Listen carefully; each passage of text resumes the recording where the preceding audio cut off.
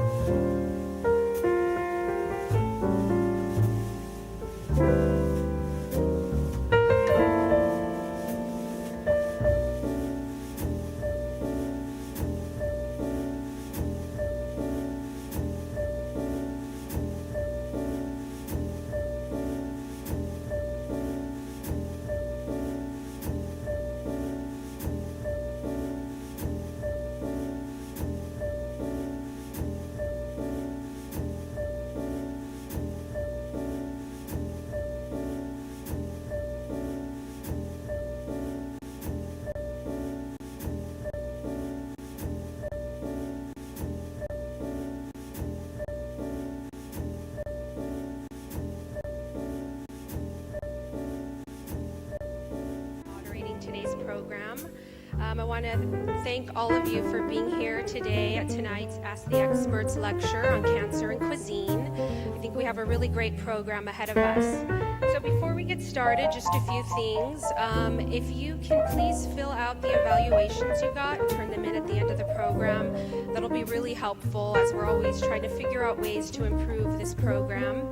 And secondly, just please be sure to silence your cell phones. And lastly, after our presenters are done, we'll be doing a 30-minute questions and answers. So we'll try to get to everyone's questions. Just raise your hand and we will be able to answer any questions you might have. So to get started, I want to introduce our two speakers. We have Dr. Leslie Bernstein. She's a professor and director of the Division of Cancer Etiology, and she'll be focusing on physical activity, weight management, and healthy foods, and how those sorts of things can help lower health risks. And we also have a guest speaker tonight, Junior Perez. He is with Tender Greens in Hollywood. He's a sous chef, and he'll be telling us a little bit about his background, some health struggles that he's personally gone through, and then he'll be whipping up a healthy and easy snack for us tonight that we'll all get to taste at the end of the program. So we'll get started with Dr. Bernstein.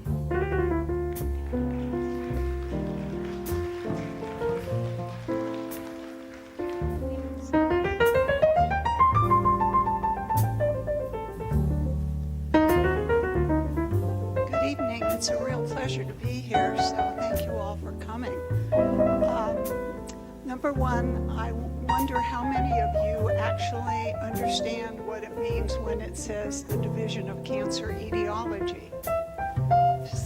So I'm an epidemiologist, and I have nothing to do with skin. So an epidemiologist is somebody who studies epidemics or who tries to find what causes different diseases and then tries to develop methods for preventing those diseases. And that's what my goal in life is, to find ways to prevent cancer and maybe put City of Hope out of the cancer business. Of course, there'll be something else that affects people's health, and City of Hope will always find something to do.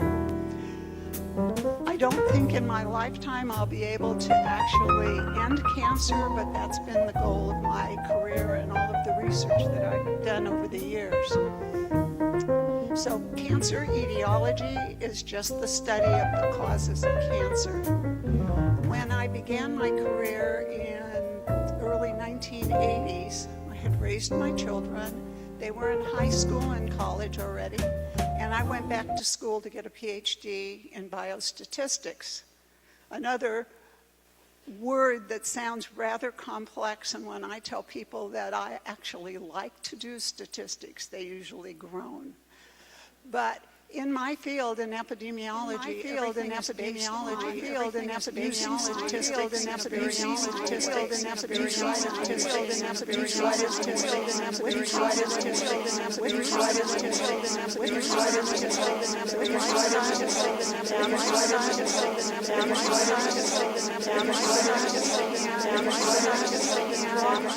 solve a puzzle and try to understand what leads to the development of cancer, because not everyone develops cancer, and two people who have similar exposures or even similar genetics will have different risks of cancer still.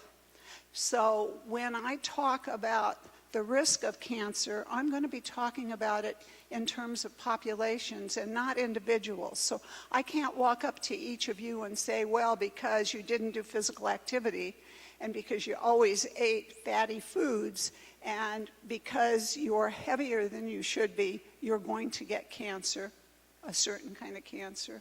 Or because if you did it all right, you won't, because that's just not true. And that was really made apparent to me once when I was talking to a group of breast cancer survivors, women who had had breast cancer, who asked me to come and talk about my latest research, which was about physical activity. And I came in and I said to them, you know, all of our research shows that physical activity can prevent breast cancer. And I heard a groan in the audience because some of these women had been very physically active and they still developed breast cancer. So my job has been all the way along to try to understand what it is that will not prevent but reduce risk of cancer in a population. So when I started my career, I thought I was going to study melanoma because my father died of melanoma, and that was what I wanted to study. But with the group that I worked with before I came to City of Hope, the only cancer that people had not already called their own among the scientists, each one would say, well, I'm doing brain tumors, or I'm doing prostate cancer, I'm doing colon cancer. What was left was breast cancer. So I started out to research breast cancer, and I've been studying breast cancer now since 1981. So you probably think I don't do very well at what I'm doing because I'm still studying it, and I still can't figure out how we're going to prevent it. But we've learned a lot.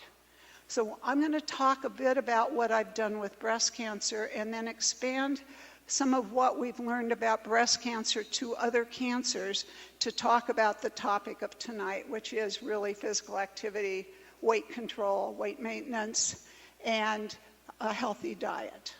So let me start with diet, because before I talk about any of what I've done before, let me tell you that no matter how much we have studied diet, we have never been able to actually pin diet to the risk of cancer.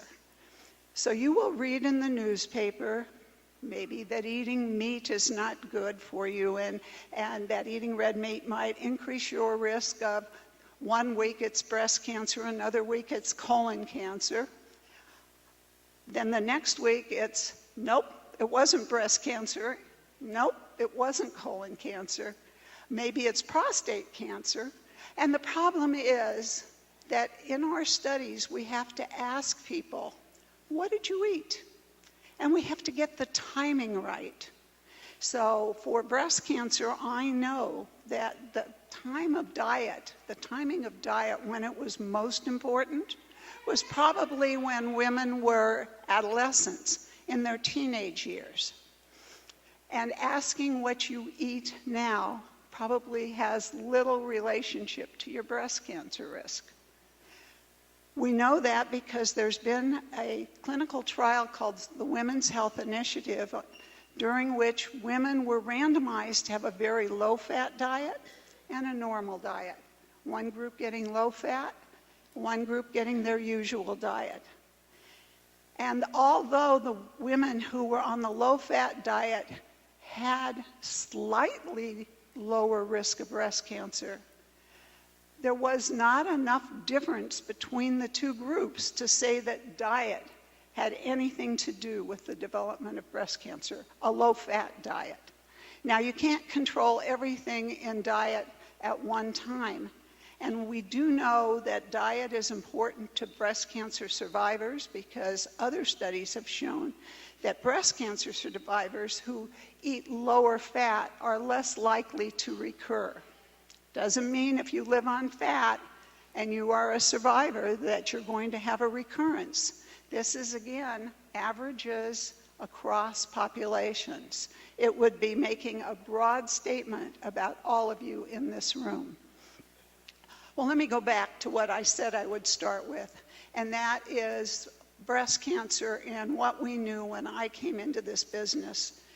As the mom of teenagers, finally getting to go back to school in my late 30s and early 40s, studying breast cancer, every study that was done in the 80s seemed to look at only 2 factors. Women's menstrual periods, when they started, when they ended. When they had their first menstrual period, which we call menarche, when they had their last menstrual period, which we call menopause, and when they had their babies, or if they had babies. And these factors were repeated over and over. It was better to have your first menstrual period later in life, like at the age of 13 or 14, it was better to do that if you could control it, which you can't, than to have your first menstrual period at the age of 9 or 10. It was better to have your last menstrual period when you were younger, like in your 40s, instead of in your 50s. Again, if you could control it.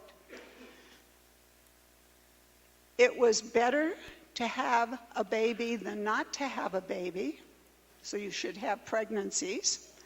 And it was better to have that pregnancy before the age of 20. Now, can you see me walking around recommending to high school girls, you know, the way to reduce your risk of breast cancer is to go out and have a baby right now? So what we were left with were factors that we really couldn't control. First menstrual period, last one, menarche and menopause, when you had your babies. We began to see a little more about having children. The more you had, the lower your risk. But the first one was the most important one, and it was really most important if you were younger when you had that baby. But we also began to learn that women who breastfed their children had slightly lower risk than women who didn't. And if over your lifetime of children, of having children, if you breastfed accumulating across all children 15 months or more, then we began to see more substantial reductions in risk. So on average in a population, women who breastfed would have lower risk than women who did not. We began to look at alcohol use, and we saw that even one drink of alcohol a day could increase women's risk of breast cancer, but the amount that it was increased was very small. Now, we often hear about the benefits of wine, red wine particularly, for heart disease, and so we have to always balance things. Don't come away with the thought that Leslie Bernstein is recommending we all go drink, but when you're thinking about some of the risk factors for cancer, you have to think about the risks versus the benefits. So alcohol in small amounts may have some benefits.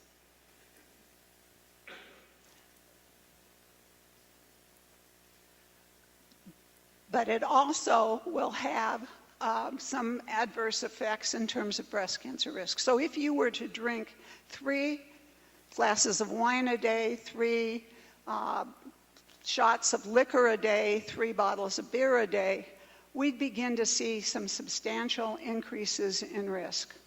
Now, I'll tell you why that's true. That's because alcohol gets metabolized to estrogen in your body. And what we had learned from understanding agent menarche, agent menopause, and when women had their first child was that hormones are important in breast cancer risk. And those hormones are estrogen, progesterone, and possibly even testosterone. So women's ovaries make estrogen and progesterone during women's menstrual cycles. When a woman ovulates, progesterone goes up. When at the beginning of a cycle, both estrogen and progesterone are low, and it gradually goes up and then down at each menstrual cycle. The breast has receptors for estrogen and progesterone. Now, you heard me mention testosterone. After menopause, the ovary makes some testosterone, and that can be converted by your body into estrogen. We even say that to men who make more testosterone, that can even be converted to estrogen for men. So we understood from those risk factors that we couldn't manipulate that hormones were important, and that perhaps the higher the hormone levels are, the higher the risk. When a woman breastfeeds, she doesn't ovulate. She stops generally when she's breastfeeding as the sole source of food for the infant. Her body is not producing any estrogen or progesterone. Well, I had the benefit of being an athlete as a teenager. And one of the things I knew was that when I was in training, and I used to train in my later teenage years, between the ages of 14 and 16 when I was in high school, I used to train 6 to 8 hours a day. I was a competitive swimmer. And when I trained, I stopped menstruating. Everything went cuckoo. So I had the bright idea that maybe exercise could lower breast cancer risk by affecting hormone levels of adolescent girls when they are exercising, but we couldn't recommend that they all be competitive athletes, so we looked at moderate amounts of exercise, and we found it did affect menstrual cycle patterns for teenage girls. We did our studies in a couple of schools in the San Gabriel Valley. And so we then moved on to do studies of women with breast cancer. And lo and behold, when we compared women who had developed breast cancer to women who had not, but who were similar in age, in their race and ethnicity, and even in where they lived, so that we were matching to some extent on socio and economic status, on their access to health care, on a number of other factors, by matching on neighborhood where they lived, we found exercise was a really important risk factor. We sat with women and we had them do a calendar of their life events, had these long calendars. They filled in everything that was important. When they had their children, when they met their husband, when they changed jobs, when they graduated high school, who their boyfriends were in high school. We put everything about their social life into these calendars, and then we took them year by year, age by age, through their lives, and had them tell us what their physical activity was. And what we found for young women, for breast cancer that occurs in women who were 40 or younger, we found that women who were physically active over their lifetime to the point at which breast cancer developed, or some period of time for the control women, the healthy women, those women who exercised had 1/2 the risk of breast cancer of the women who were couch potatoes. So if you exercised, your risk was lower on average. There were some couch potatoes who didn't get breast cancer, and there were some women in our study who exercised who did, because that wasn't the only factor. As you've heard, we've talked about age of menarche, menopause, when you have your babies, whether you breastfeed, whether you drink alcohol. So we did another study. Now we went and we studied older women. Same thing. Those studies were primarily among Caucasian women. So then we studied African American women. Same thing. Then we studied Asian American women. Same thing. Then my colleagues started doing these studies around the world. Studies in Japan, same thing. Studies in China, same thing. So I feel very lucky because I was the one who got to be the first at something, and that was at pointing out to my fellow scientists that physical activity is really important in terms of breast cancer risk. And it has seemed to be shown in study after study after study, more than 60 studies around the world to date. We continue to look for risk factors associated with breast cancer risk, but we also have continued to look at whether physical activity is important for other cancers. One of the cancers where we know it makes a difference is colon cancer. Now, it's interesting because this works for men as well as women, but it seemed not to work as well in women as it did for men. So when we compared men who exercised to men who didn't, we found that the exercisers were less likely to develop colon cancer. When we looked at women it wasn't as clear. So in one of my studies, it's called the California Teachers Study, which is a study of 133,000 women who we have been following now for 20 years. In that study, we actually knew whether the women had taken hormone replacement therapy, which we now know increases women's risk for breast cancer. It actually decreases their risk for colon cancer. It's the only cancer where we see a benefit of hormone replacement therapy. So we can never recommend that women use it. I know women still do. And let me put a plug in for not using bioidentical hormones, please. Any of you women in here who say, well, I'm not taking the drugs the doctors prescribe in pills. I'm using a bioidentical one that's prepared in a pharmacy, in a formulary, and that is that they're all the same. They still have estrogen in them, and they still have progesterone in them, and that's still going to do what it does, whether it's in a pill form or a specially prepared form. Well, in the California Teachers Study, when we were looking at colon cancer, we decided to segregate the women who used hormones from the women who did not, and then look at whether physical activity was protective. Did it reduce risk of colon cancer?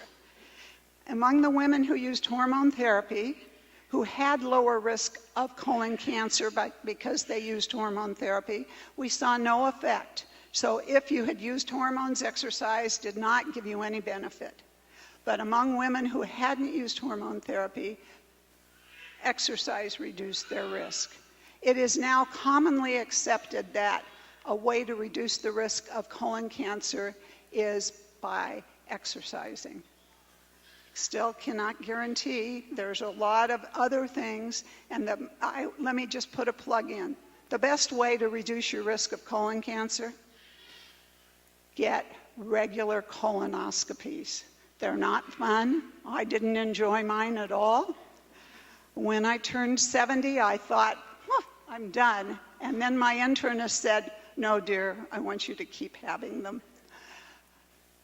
Colonoscopies will identify polyps in your colon that may be developing into a cancer. Many do not, but they can all be removed. In essence, the risk can be removed.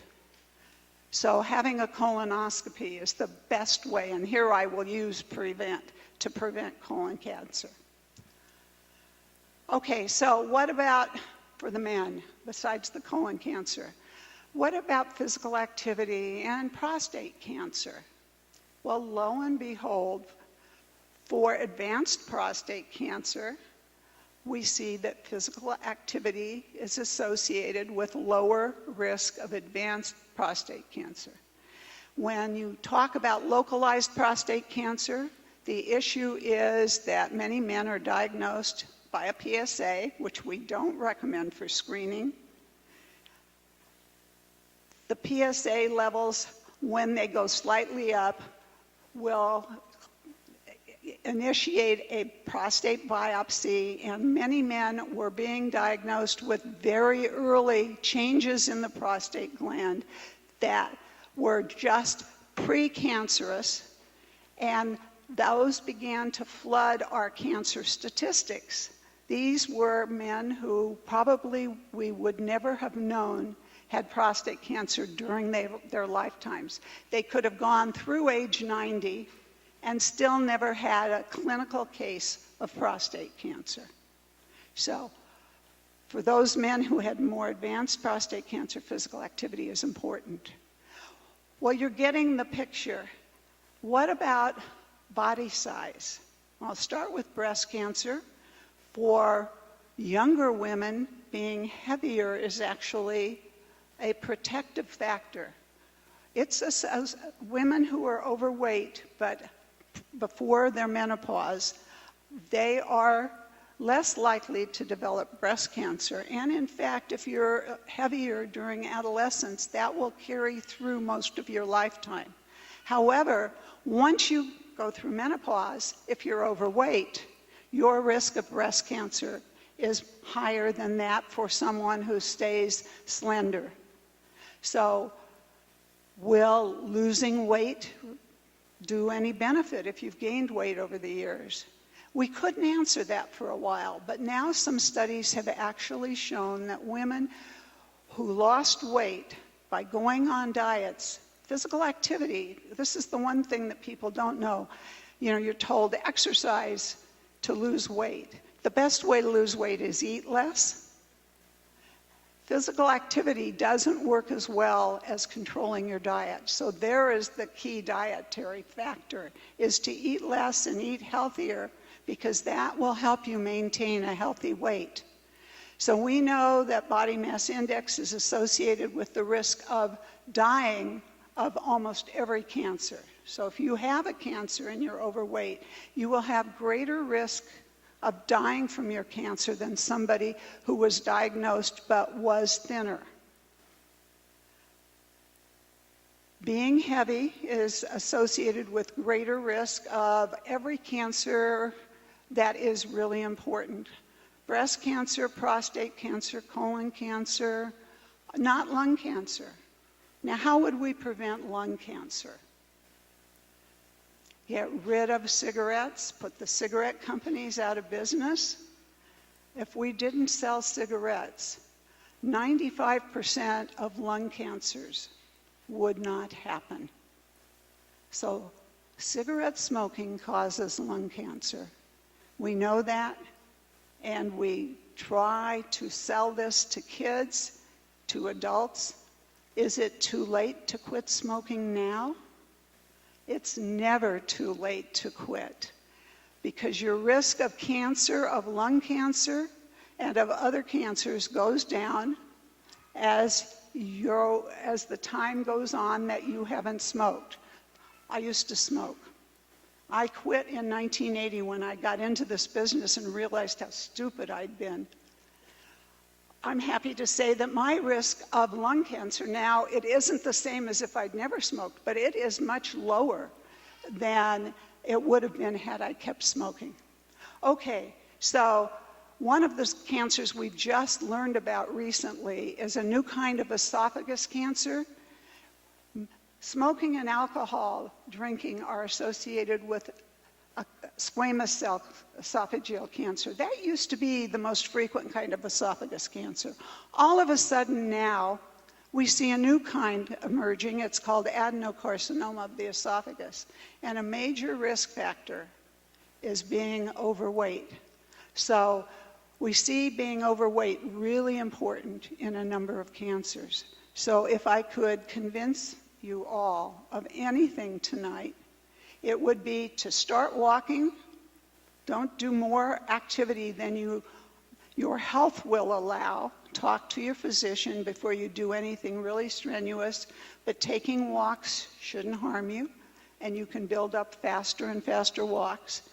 Control your calories, because calories in means calories out, and I have a picture of the United States bulging, as we've seen now that more than 2/3 of the population of the United States is overweight or obese.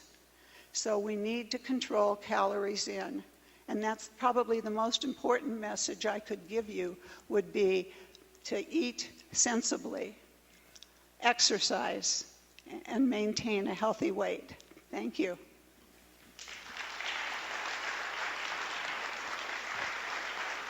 And now, it's my pleasure to introduce Junior Perez, who will come talk to us about how to eat that healthy diet and give us a demonstration and a story of his own life.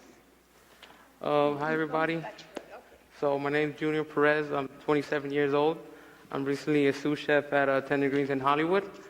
I'm here to talk to you a little bit about preventive wellness, which is eating healthy, exercising, all that good stuff. Okay. At 22 years old, I got diagnosed with diabetes. Basically, it runs in my family. My father had it, my mother has it, and I come from a Latino background, which is basically, ever since we're really young, we're given these massive portions of food, and nothing's kind of checked to make sure that you're getting your exercise. And so at 22 years old, I got up to like almost 280 pounds at 22. Recently, at 26, I just decided to, I kind of want to break away from that cycle and, kind of get healthier and eat better, So I decided to kind of like take charge of my life and said, it's enough. When I was younger, I remember that when the doctor told me about diabetes and all the, long-term issues that was going to come with it, I did not pay any attention. I honestly said, I don't think it's going to happen. When I got up to like 25, my vision started going away. At 25 years old, I just couldn't do as much as activity as I wanted to. I've worked in kitchens for almost 10 years now, and I'm 27 years old. I'm so used to, my background is Italian and French cuisine, which is basically butter, salt, pork, about, all the goodness I got in life, So, for me to make a change at 26 years old was a huge thing. It was not just the change in my diet, it was a change in my whole lifestyle completely. I knew nothing about eating healthy, and I knew nothing about exercising. So I started, first of all, I went to a nutritionist, right? I have a very good friend of mine, his wife is a nutritionist, and I decided to, actually ask her for help. Sometimes it's really ask for help. So, and she said, yes, I'm going to go ahead and help you. She gave me this whole low-carb diet, right? I started exercising, which is like a huge thing for me to exercise. Okay, it was really, really hard. I mean, I couldn't even walk from the parking lot of my car. You know what I mean? That was like all my exercise I got every day. It was really hard for me. Sure enough, 6 months into it, I already lost 87 pounds. From 290, I'm down to 203, right? And I'm still going. Thank you. Working also for like a company at Tender Greens, it's been a lot of help. At Tender Greens, we kind of get into the whole eating healthy, right? Eating right, knowing where your food comes from. Okay, and I just like French and Italian food. It's basically everything's pasta, pizza, right? That being said, at 26 recently, 2 months ago, I had a surgery, which is my appendix burst. And when I asked the doctor, he explained to me that I felt so good about losing weight, and I felt so good about actually taking charge of my life and, getting in there and getting healthy. It's just, he said sometimes the body just react different. From so many years of me mistreating my body and feeding it the wrong stuff to just in a couple of months changing my whole lifestyle to, exercising and feeding it right. It just completely turned my world upside down. But one thing the doctor told me, and I'm so glad, is that if I would have been 290 pounds and my appendix would have ruptured, it would have been 10 times worse. Because my surgery would have, I'm a diabetic, so that means that my surgery, I wouldn't heal as fast. There's more, the probable cause of infection. I wouldn't, so all those factors kind of came into place when I was like, I'm so glad I did my diet. I'm so glad I changed my lifestyle before I got the, before I got the surgery and before I got everything done. Also, my family.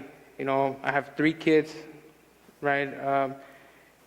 As a diabetic, I couldn't do as much physical activity with them as I wanted to because, with so much sugar in my blood and everything, I was tired all the time. I was tired. I couldn't do anything with my kids. I was just lying around. Now it's like I see my kids and I'm, take them to the park, do so much other things because I don't want them to go through what I went. I don't want them to get diabetes at such a young age. And honestly, if I could go back, and start from the beginning and say, I'm going to start eating right, I would. But when that is done, all I could do is keep moving forward. Also, my parents, they were always saying, I think you should get on a diet. I think you should start, exercising and pushing me. But at the same time, I didn't want to. I was so into the fried foods. I was so into eating fast food. So whatever I wanted, and you actually don't pay attention until you actually have the problem in front of you, and it's there, and you have to address it. You just look the other way, and you never think this is going to catch up with you.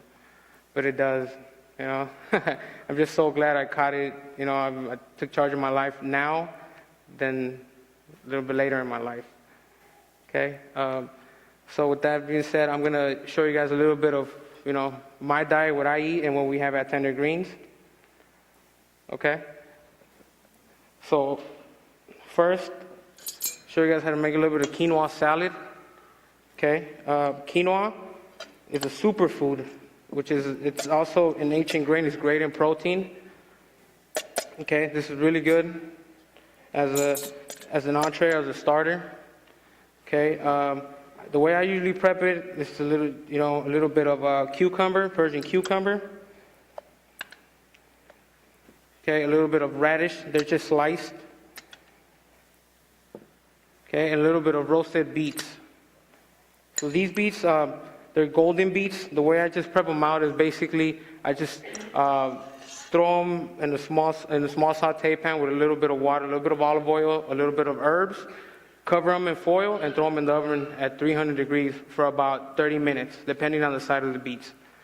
When they come out, you let them cool down. When they come out, you let them cool down. When they come out, you let them cool down. When they come out, you let them cool down. When they come out, you let them cool down. When they come out, you let them cool down. When they come out, you let them cool down. When they come out, you let them cool down. When they come out, you let them cool down. When they come out, I'm going to throw a little bit of olive oil. I'm going to throw a little bit of olive oil. I'm going to throw a little bit of olive oil. I'm going to throw a little bit of olive oil. I'm going to throw a little bit of olive oil. I'm going to throw a little bit of olive oil. I'm going to throw a little bit of olive oil. I'm going to throw a little bit of olive oil. I'm going to throw a little bit of olive oil. I'm going to throw a little bit of olive oil. I'm going to throw a little bit of olive oil. I'm going to throw a little bit of olive oil. I'm going to throw a little bit of olive oil. I'm going to throw a little bit of olive oil. I'm going to throw a little bit of olive oil. I'm going to throw a little bit of olive oil. That's pretty good. That's pretty good. That's pretty good.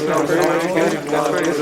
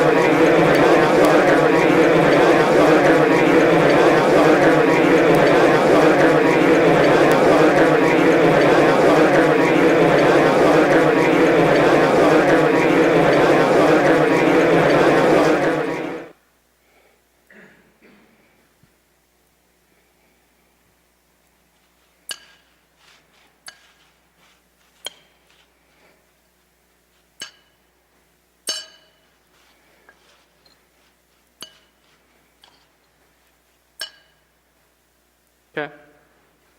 This is one of my favorite salads. I kind of just like to have it every day at lunch. Of course, everything with moderation. It's a big salad, of course, just a little bit. Maybe a little bit of protein. The way I do it is I weigh my proteins out. I try to stay as much away from red meat as I can. But of course, I have it once in a while, once every week. As long as it's five ounces, right? Uncooked, you weigh it out before you cook it. Okay, so it renders down. Same thing with fish. Fish, I try to stay away from any fatty fish, salmon. Basically, albacore tuna is great. If you're gonna do a little bit of white sea bass, it's great. Okay, egg whites, of course. 3 egg whites will be fine. And chicken, same thing. 5 ounces of chicken. Okay, that's my diet. For me, it's been working out really, really good. I just 5 ounces of chicken. I eat about 2 cups of veggies every day. I mean, with every meal, I get my 3 square meals a day. Okay, I drink lots and lots of water. Water is always good. One thing also is that exercise. I exercise every day. I try to do. I remember when I started doing my diet, it was really hard for me to walk 10 minutes. It was like, I was tired. I went, took a shower, went to sleep, and didn't want to wake up the next day because it was really hard. But as you go and as you start eating right, your body kind of adjusts, and your body starts asking you for a little bit more and a little bit more and a little bit more. I never thought I was going to be able to run on the treadmill. I never thought I was going to be able to, go to the gym and actually stay there for more than half an hour. And it becomes a habit. It just becomes a good, healthy habit. You eat right? You don't feel good when you eat something that you're not supposed to. Your body adjusts so quick.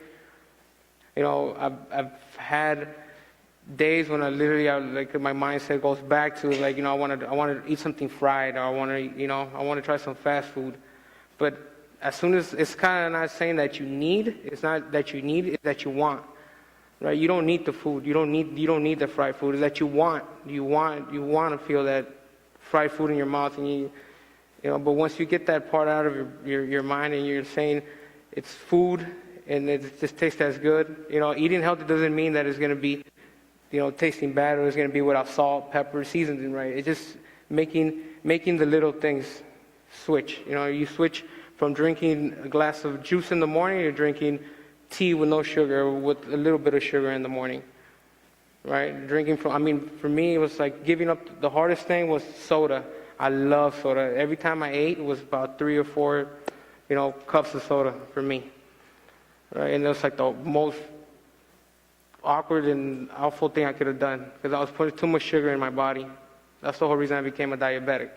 So I couldn't get it. Candies as a kid, I devour candy, But now it's all about making change. Every time I get hungry and I start thinking about eating hungry, and I start thinking about eating hungry, and I start thinking about eating hungry, and I start thinking about eating hungry, and I start thinking about eating hungry, and I start thinking about eating hungry, and I start thinking about eating hungry, and I start thinking about eating hungry, and I start thinking about eating hungry, and I start thinking about eating. It's just about making it's just about me start with baby steps. It's just about me start with baby steps. It's just about me start with baby steps. It's just about me start with baby steps. It's just about me start with baby steps. It's just about me start with baby steps. It's just about me start with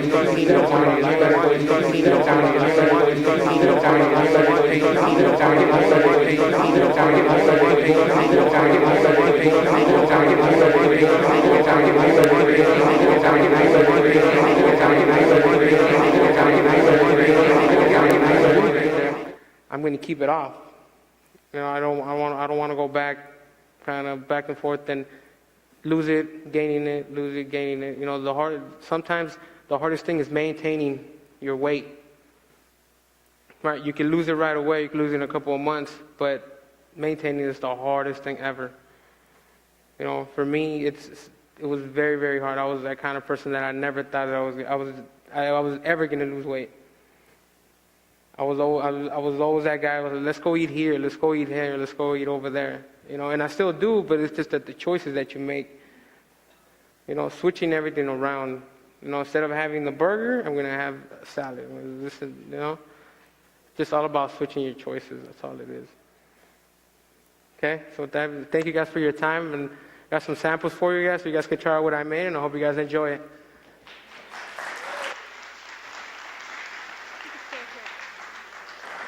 Thank you, Junior.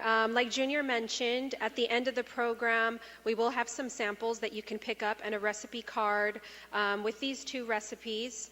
But right now, we'll go into our question and answers. So just raise your hand and we'll make sure that you get a mic. And we will start right now. Here you go, Dr. Bernstein. You can go ahead and go ahead. Okay.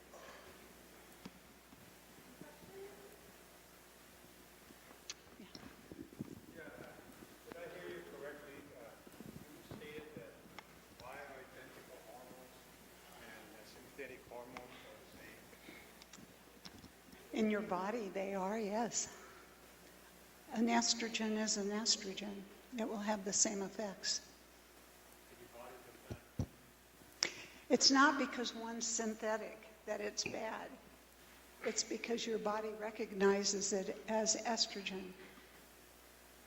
So if you're putting estrogen in and it's a bioidentical or it's a synthetic, it's still going to act on your body in the same way. It can still cause cellular proliferation in the breast, for example. How about in terms of male? I'm sorry. How about in terms of Is that mic on so that everybody can hear him? Just because I think everybody should hear your question in case I forget go ahead.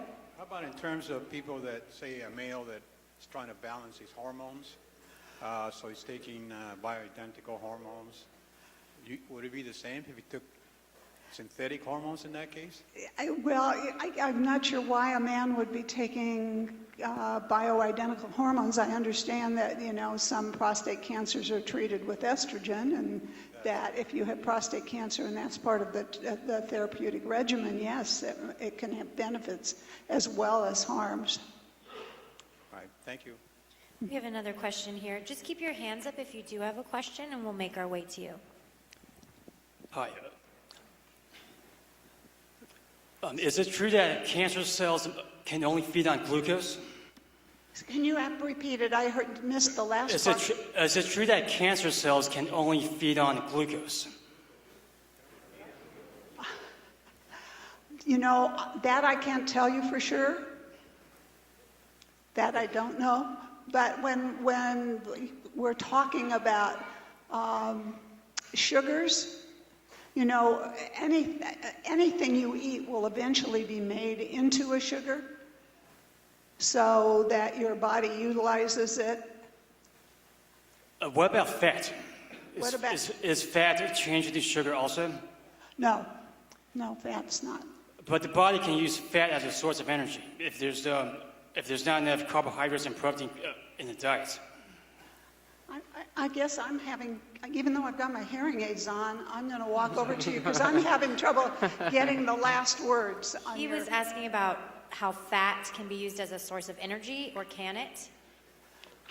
No, anything you consume can be a source of energy, yes. Fat does not just go through your body, otherwise it wouldn't be bad for you if it totally passed through your body. Right, but fat doesn't get changed into sugars. No. It gets converted to other things. What's the connection of diabetes and cancer?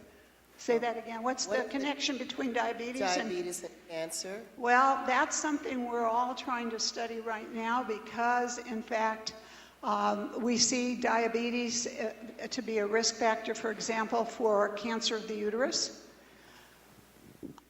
It seems very strange, but men who have diabetes have lower risk of prostate cancer, something we don't understand. But many of the risk factors for diabetes are also risk factors for cancer and vice versa. So in fact, in our studies now, we try to think about them in parallel.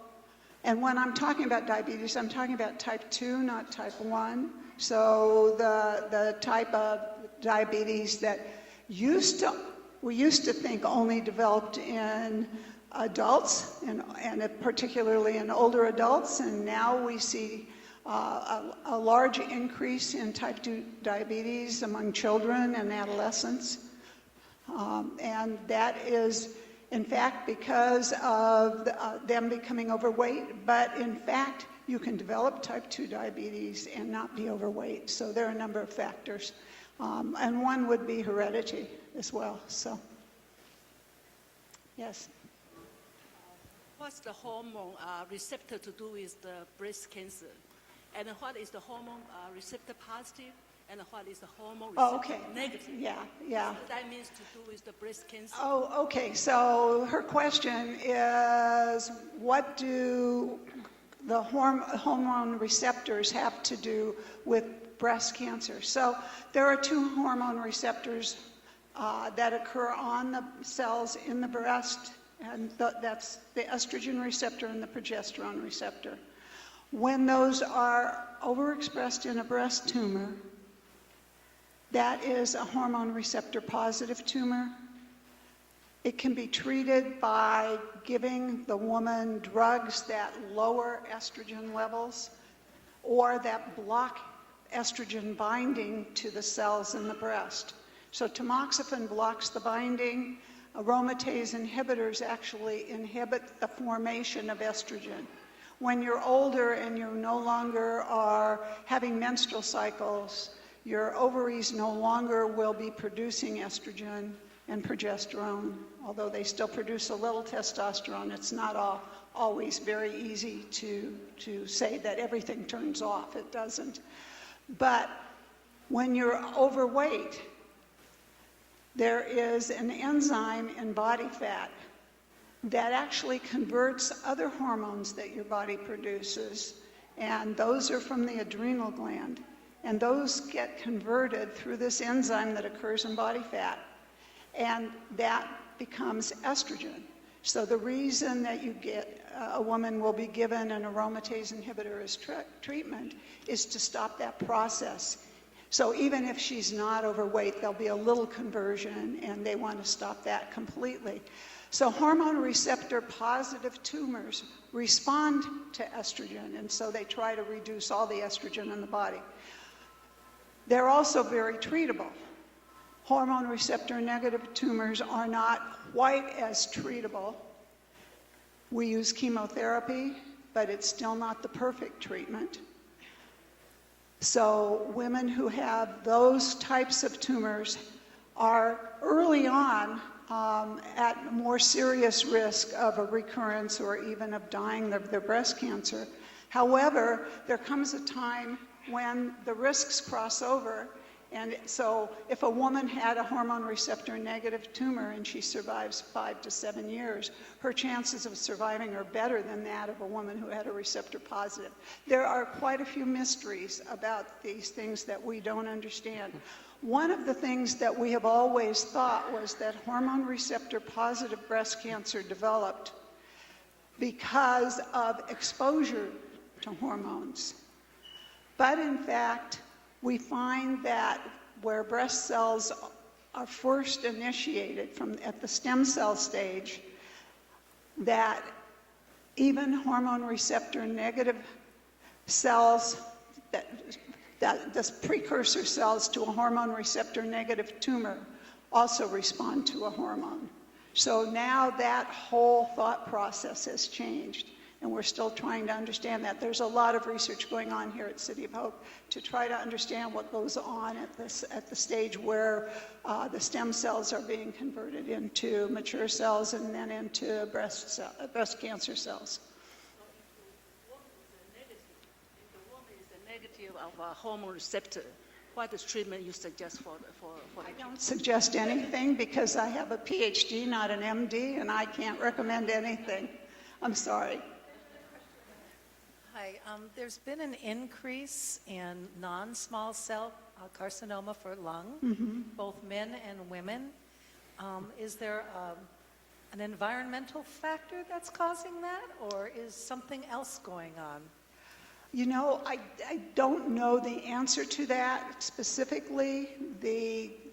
We sometimes see that we're better able to diagnose certain kinds of tumors than others.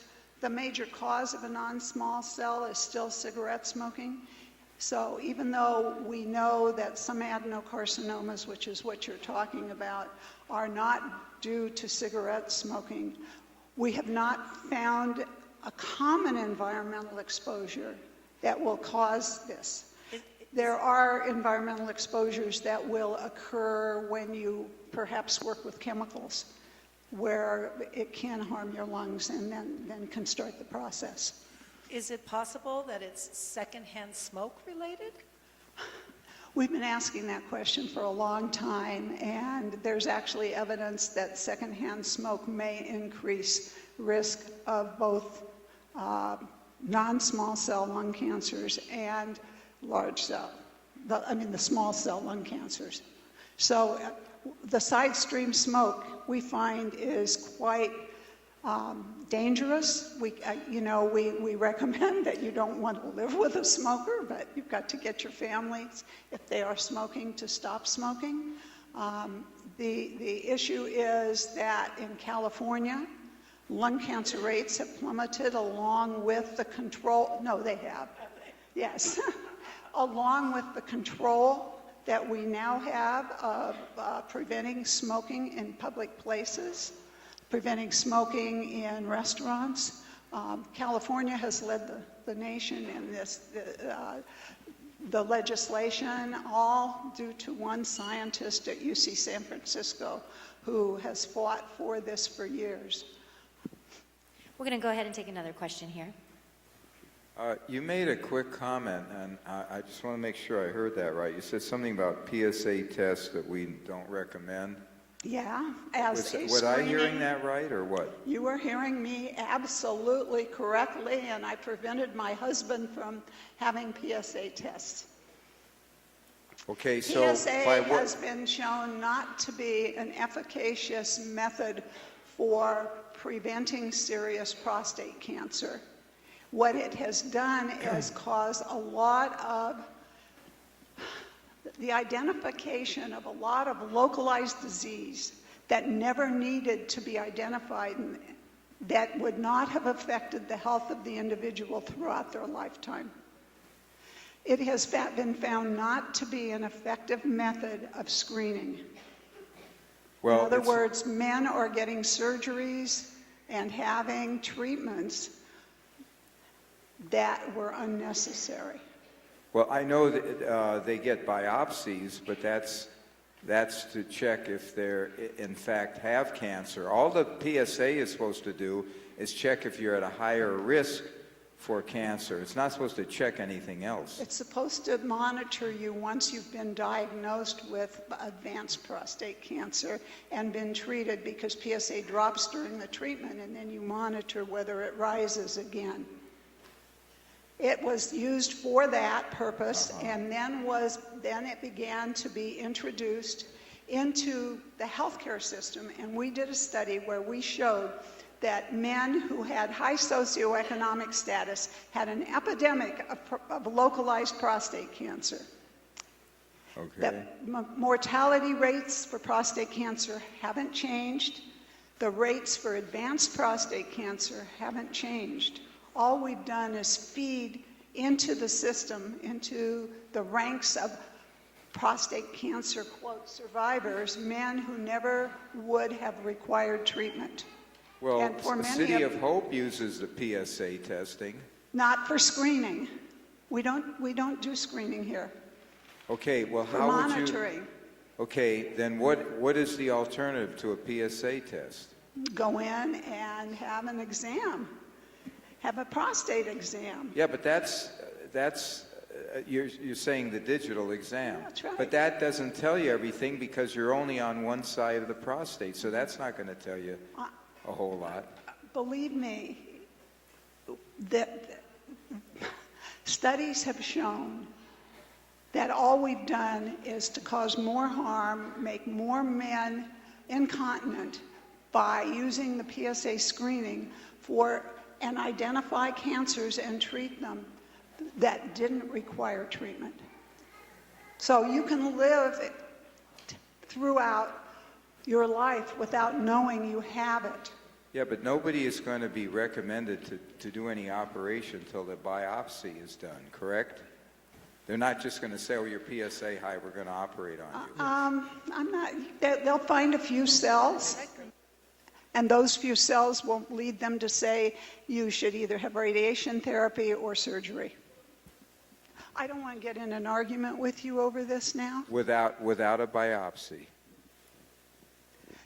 I just said they will find a few cells that Okay. are cancerous, but those few cells may never grow into a large tumor that would affect your life. Dr. Bernstein, I think we'll move on to the next question. I'm not sure if this is the right setting, but we have one right here, another question. Dr. Bernstein, I'm just curious, did your research also include participants who regularly exercise and also took supplements and vitamins? And do you think that would also lower your risk of developing cancer? So we've looked at the issue of supplements and vitamins, and when we have thought that vitamins, the use of vitamins, would lower risk of cancer because people who take them may have lower risk, but then they have healthier lifestyles. So there have been randomized controlled trials of these vitamins. One was done among cigarette smokers in Finland, where they were given the vitamins that were thought to be beneficial. And the group getting the vitamins developed more lung cancer. It was among these cigarette smokers. The group on vitamins developed more lung cancers than the group on the placebo. So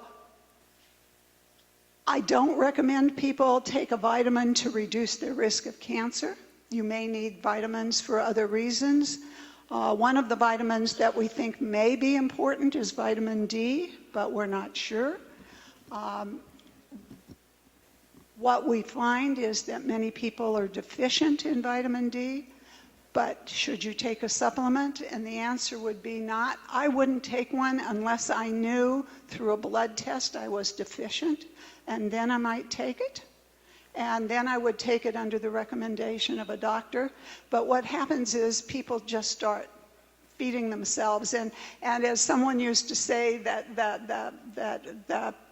men and women in the United States have the most expensive urine of anyone in the world today, because all of these vitamins and minerals and things that you take will pass, if you don't need them, they're just passing right through. And so do I recommend it?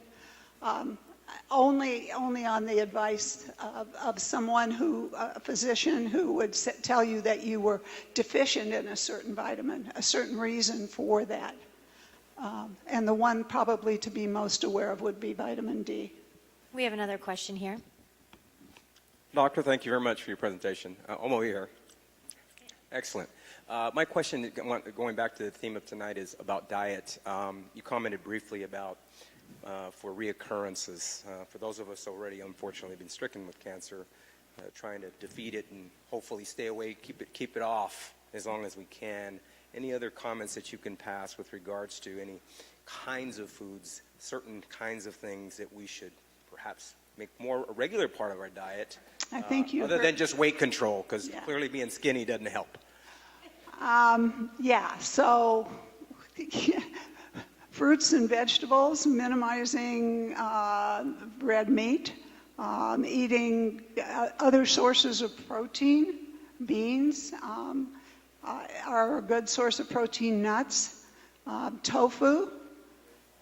So add to your diet sources other than red meats. Chicken and fish are good, but you don't want to overdo that either. The best is a diet that's very high in green and yellow vegetables and eating, fruit. So what do I eat?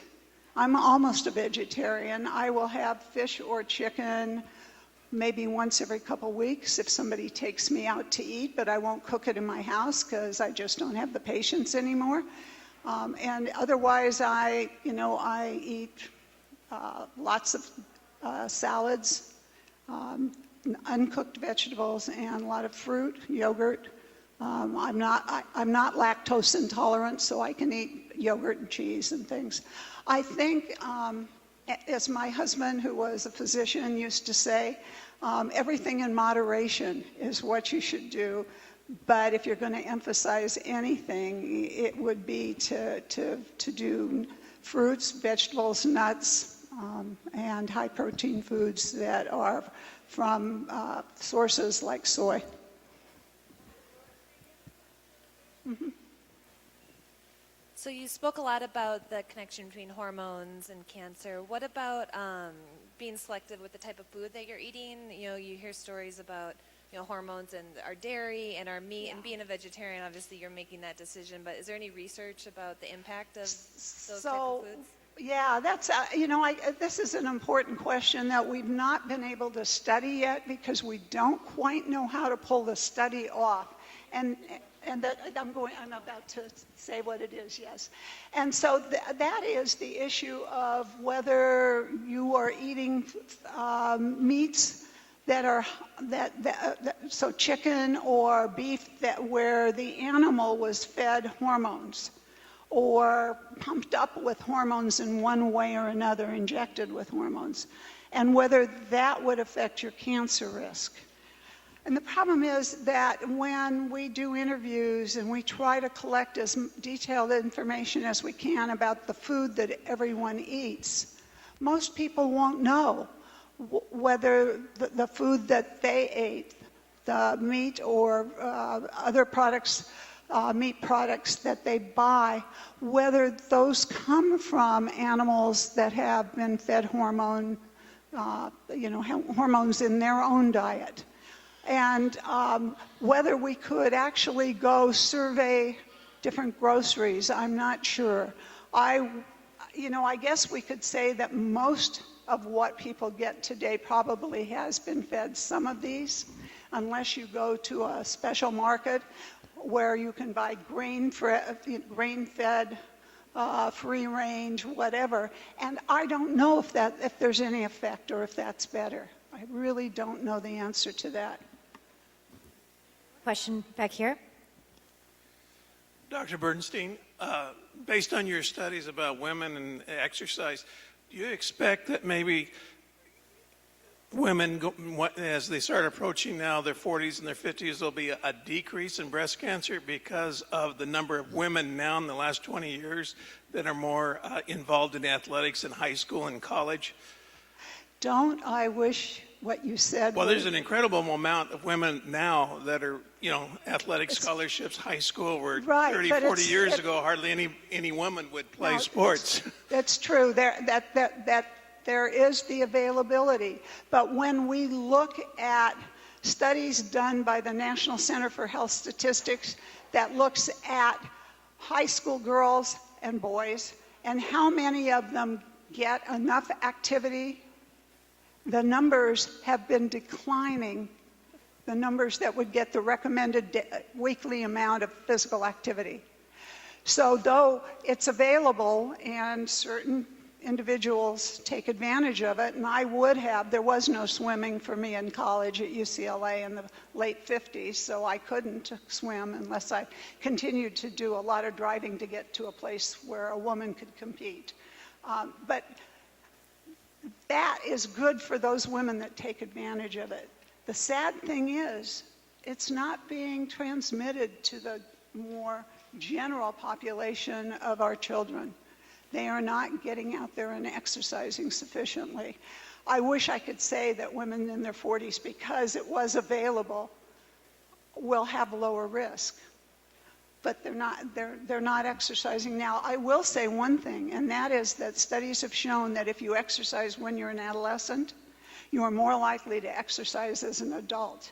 And so whenever I've talked to young parents, I say, whatever you do, get your children involved in some physical activity where they regularly do activities, because what they will do later, maybe it's a sense of guilt we feel, that if we aren't exercising, we're not treating our bodies well.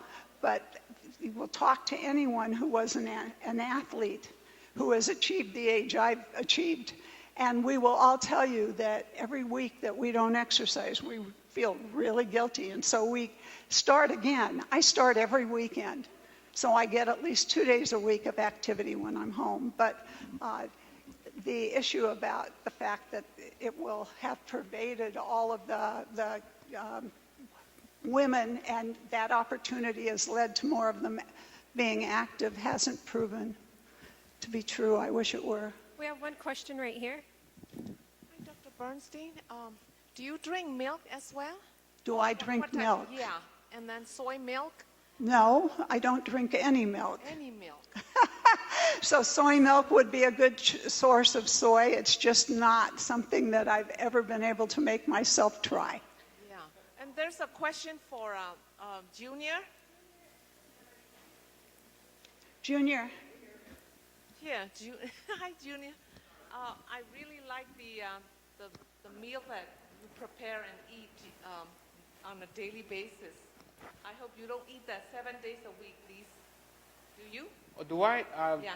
I kind of just changed it up a little bit. A little bit. Yeah, sometimes I change the greens on the salad. Yeah. Sometimes instead of carbonara, a little bit of lemon juice and just and olive oil. Yeah. And then the quinoa, the quinoa, there's like millions of combinations you could do.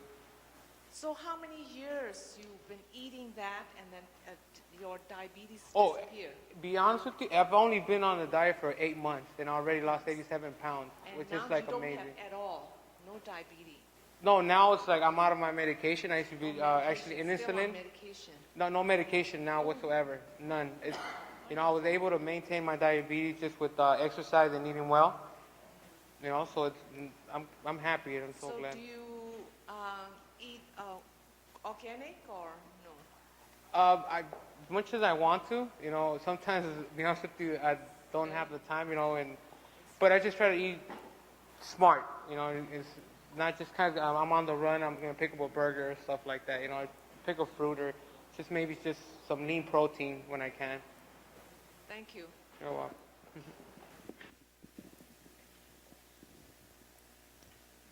We have a question right here. What factors make it more difficult for a woman to lose weight during or around menopause, or is that a myth? Not by me, it's not a myth.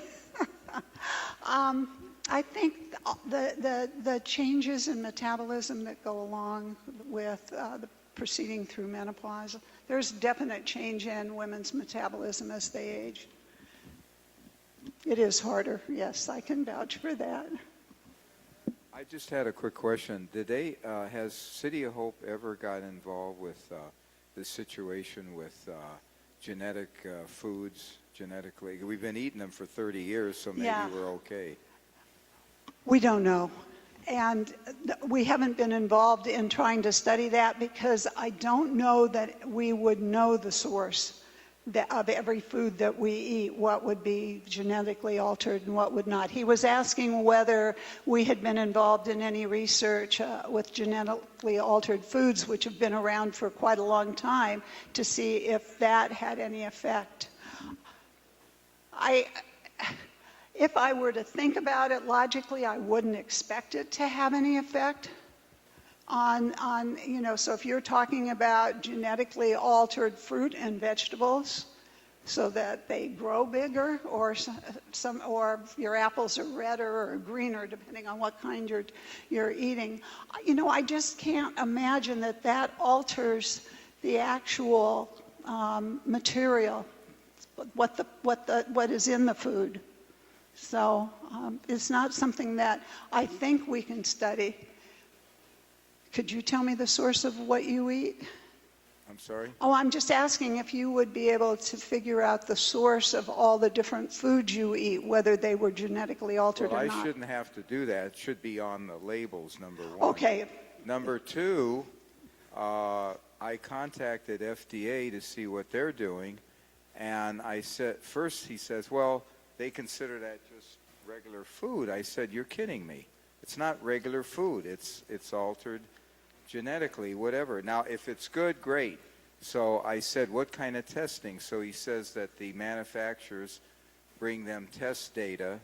And I said, like on nutrition, do they say it's 90%, 100%? And the guy doesn't seem to know, give me any answers on that. And they're supposedly checking on this. So I mean, this is why we have an administration, but apparently it's going to take, and if there is no problem with it, I don't know why they can't simply put it on the label, say this is a food that has as much nutrition, doesn't, it has this much, whatever it is. And it's kind of unbelievable to me that it wouldn't be Well, even some of the required. foods you eat are genetically selected for. So if you are growing corn and you keep some kernels to grow the next batch, you would not keep kernels from the corn that came from a stunted ear of corn. You'd keep the kernels that came from the nice long ear of corn. So our food is genetically selected for. And in terms of whether it's totally altered, you could argue that's one way of altering it, is through the process of selection. We're going to take another question up here. Yes, you just mentioned about your diet, fruits and vegetables and things like that. Do you pay a lot of attention to organic food or not? Me? Yes. No. Okay. No, You eat I conventional? eat whatever is in the grocery store. I have 2 apple trees and 15 citrus trees, so I don't buy apples or citrus fruit because I grow my own. But otherwise, no, I don't necessarily go and buy the organic. I buy what looks good, if I can afford it. So. All right. And any opinion on organic versus conventional? I mean, you do one thing, but about... Well, it's whether you think that you're going to be consuming the pesticides and whether those are harmful. So, if it's something you can wash, you would be able to wash it off. So if you wash your lettuce and your broccoli and whatever else, and you make sure that it's clean, you can even use certain forms of soap that are sold to carefully wash these things. My daughter, who is an Orthodox Jew, so she cannot eat a bug, okay? She cannot eat a bug. I learned a lot from her. So she soaks everything and scrubs it and washes it, but she never buys organic. So We have one question over here. Hi. This is kind of a... waited all day for yes, this. kind of a tangent of what he said, and that is the issue of pesticides in terms of relationships to cancers. And not all pesticides are going to wash off if they're organic based. They may be fat soluble, so that they may be there. And also, that's one part of the question. The other is all these food additives. I mean, you look at food, and most of the names are names you can't say, and food colorings and BHT and all this stuff. What are the impacts of those things on cancer? Has that been studied? So I kind of have 2 questions. One's the pesticide aspect, and the other is the additives. So pesticides.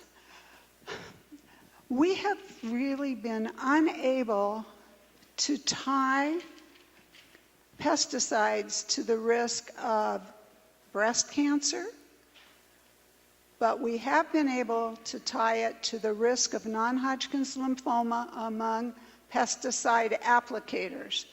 So among men or women who have very high exposure because they're using the pesticide, they're applying it to crops, their risk is increased for non-Hodgkin's lymphoma. It's what we call a hematologic malignancy. They're the leukemias and then the lymphomas.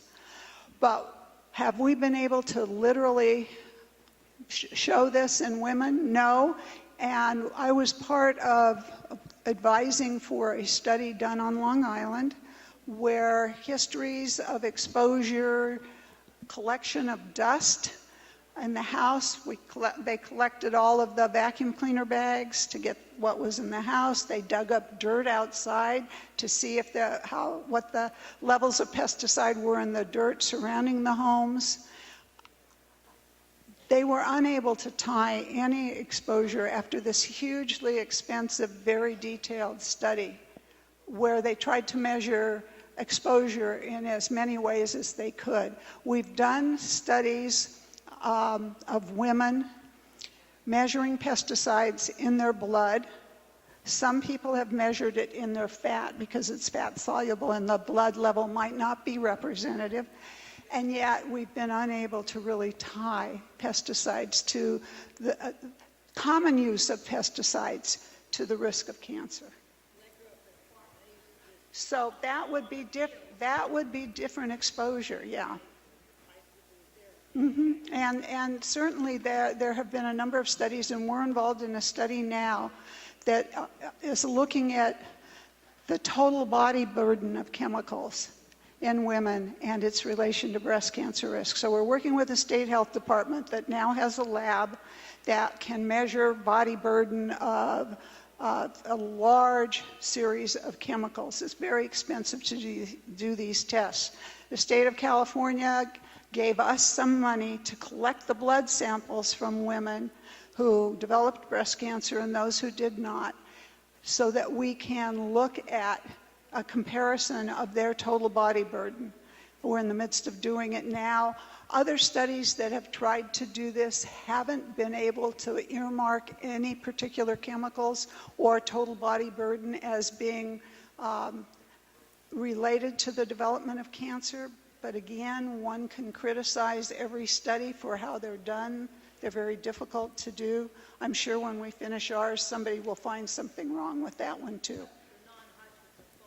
Well, yes, because we studied farmers, not me, but colleagues of mine who worked at the National Cancer Institute, literally did studies of farmers in Iowa and Nebraska and made these links. So it's only for those people who were heavily, heavily exposed, who were using them on a daily basis, applying them to their crops. Yeah. We can take one last question before we end.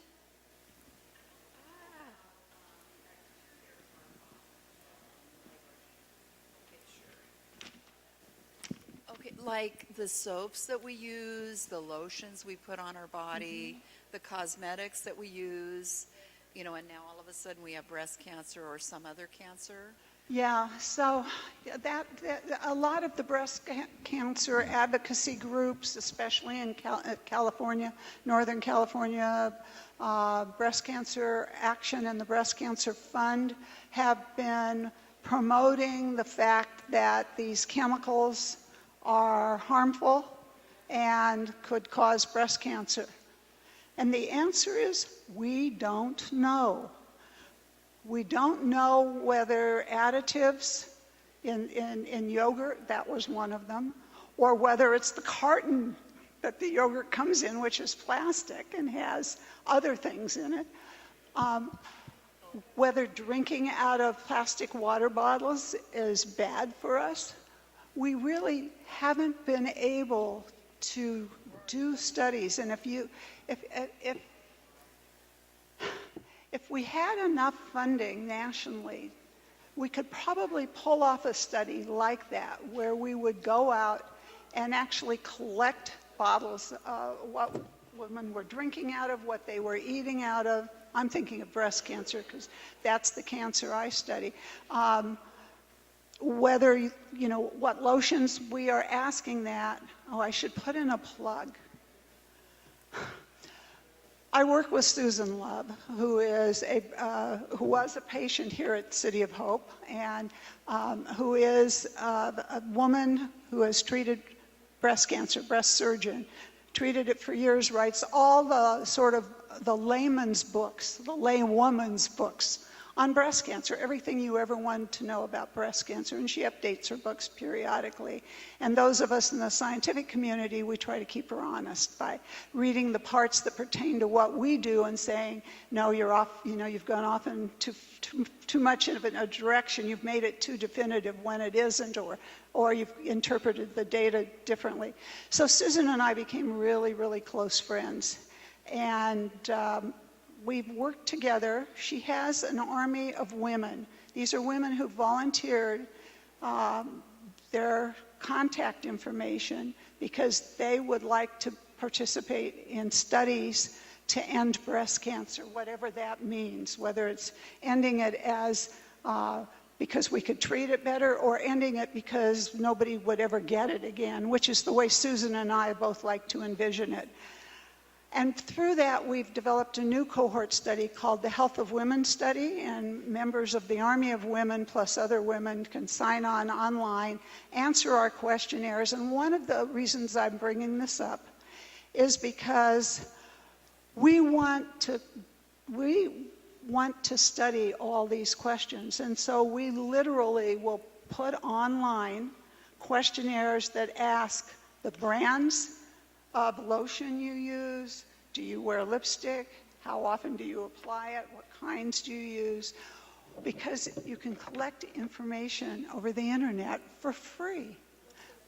If you'll search Dr.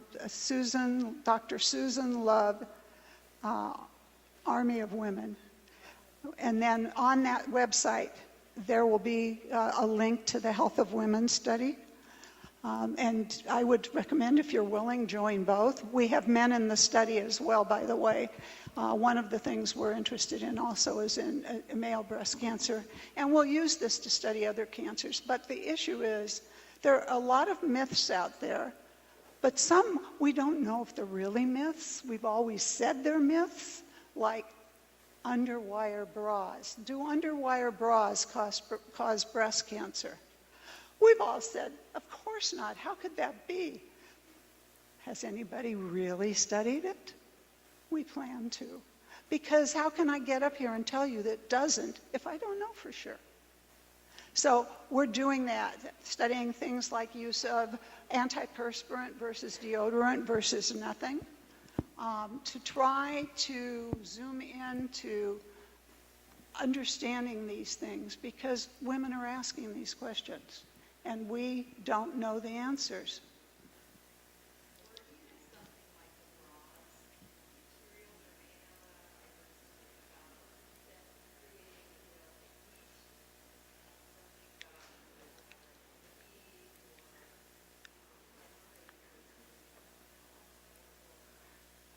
Boy,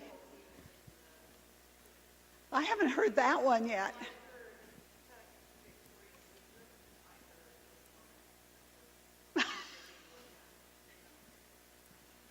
It's hard for me to believe that this could be. Yeah, so whether it's cotton or not. I don't, but we'll study it, and it would be good to find out for sure. Thank you, Dr. Bernstein. We're going to end the program. I want to thank our speakers, Dr. Bernstein and Junior, who's been in the back answering questions around the recipes he's made. So thank you all for coming tonight, and don't forget to pick up, we have some recipes in the back of the ones that Junior made, and also please do drop off your evaluation forms. Thank you.